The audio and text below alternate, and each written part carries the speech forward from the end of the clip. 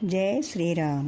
ఈరోజు మామిడికాయలతో మంచి టేస్టీ అయిన ఒక చట్నీ తయారు చేసుకుందాం. చట్నీ కాదు, పచ్చడి, అంటే నిల్వ పచ్చడి. నువ్వుల పచ్చడి చాలా టేస్టీగా ఉంటుంది. తినడానికి పిల్లలు కూడా కారంగా ఉండదు కనుక బాగా తింటారు.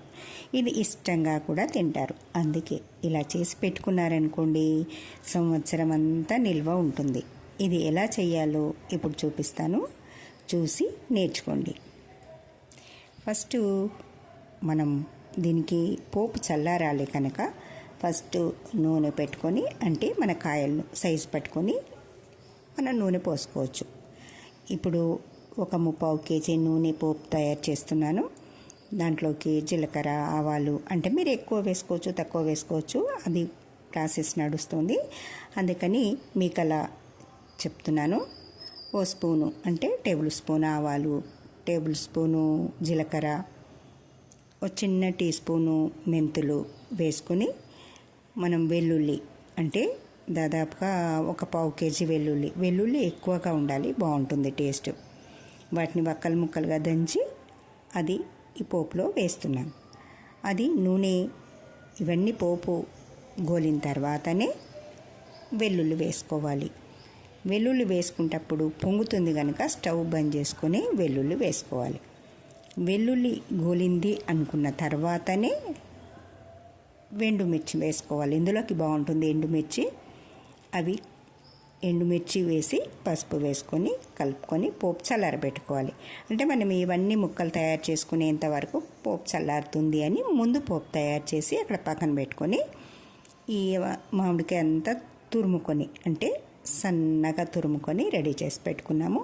వాటిలోకి ఒకసారి కొలిసి చూద్దాం. ఇక్కడ అందాదకు వేసే అలవాటు ఉంది కనుక అంత ముందు రెడీ చేశారు. అయినా ఒకసారి కొలుద్దాము ఎంత వస్తుంది అని. ఇవి ఒక 10 కాయలు, అంటే ఎంత వచ్చింది, ఎన్ని గిన్నెలు వచ్చింది అని చూస్తున్నాము. 5 గిన్నెలు వచ్చింది. ఈ 5 గిన్నెలకు సరిపోను ఎంత సాల్ట్ వేద్దాం. నువ్వుల చట్నీకి సాల్ట్ ఎక్కువగా పట్టదు, కొంచెం తక్కువ వేసుకోండి. కావాలంటే తెల్లవారి మర్నాడు కొంచెం వేసుకోవచ్చు. అందుకని ఆ గిన్నెలోకి సగం సాల్టే సరిపోతుంది. ఇందులోకి ఆవపిండి కానీ మెంతిపిండి కానీ ఎక్కువ వేయకూడదు, ఎందుకంటే ఘాటుగా ఉండకూడదు. చిన్నపిల్లలు కూడా తినడానికి కనుక తక్కువగా వేసుకోవాలి. అదే చూపిస్తున్నాము. ఇది ఊరికే అలా సరదాగా ఈ గిన్నెలో ఎంత వస్తుంది అని చూద్దామని కొలిసాము. కాయలు పుల్లగా ఉన్నాయనుకోండి, అప్పుడు కొంచెం ఎక్కువ పడుతుంది, ఏంటి నువ్వు పిండి. కానీ ఏవి ఎక్కువ వేయకూడదు.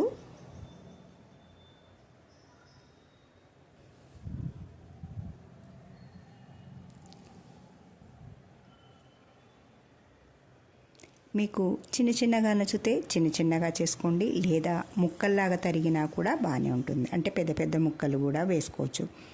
అప్పుడు వాళ్ళు తినే వాళ్ళ ఇంట్రెస్ట్ని బట్టి. ఇది చిన్నగా ఉంటే చిన్నపిల్లలు కానీ పెద్దవాళ్ళు కానీ తినడానికి ఈజీగా ఉంటుందని ఇలా చిన్నగా తరిగాం.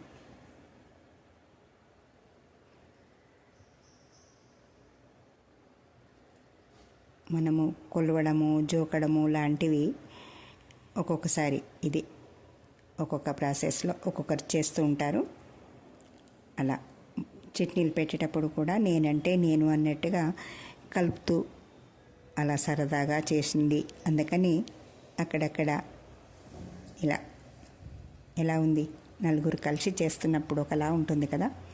ఆ సాల్ట్ సరిపోతుందా, ఇంకొంచెం వేద్దామా అని.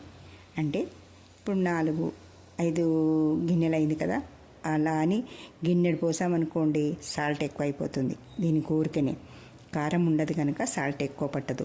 అందుకని సగం పోసాము. అంతా కలిపినాక కొంచెం తక్కువ అనిపిస్తే ఇంకో కొంచెం వేసుకోవచ్చు, ఆ కాయలు పులుపుని బట్టి. ఫస్ట్ అయితే సగమే పోయండి, పాడవదు, ఏమీ పాడవదు, బాగుంటుంది చట్నీ. అందుకని ఆ సగం గిన్నెడు సాల్ట్ వేసి, ఆ తర్వాత 1 టేబుల్ స్పూను ఆవపిండి. స్పూన్స్ పట్టే అలవాట్లే, చేయి పట్టే అలవాటు ఉంది కదా పెద్దవాళ్ళకి, అందుకని టేబుల్ స్పూన్ అంతా ఆవపిండి వేశారు. తర్వాత టేబుల్ స్పూన్ అంతా మెంతిపిండి. తర్వాత ఇందులో కావాల్సింది ఏంటి, నువ్వు చట్నీ కదా, అందుకని నువ్వుల పిండి ఎక్కువగా పడుతుంది. అది ఇప్పుడు గిన్నెడు అంటే ఆ గిన్నెలో వేసుకోవడాన్ని, గిన్నెలో వేసి ఆ గిన్నెడు నువ్వు పిండి వేస్తుంది.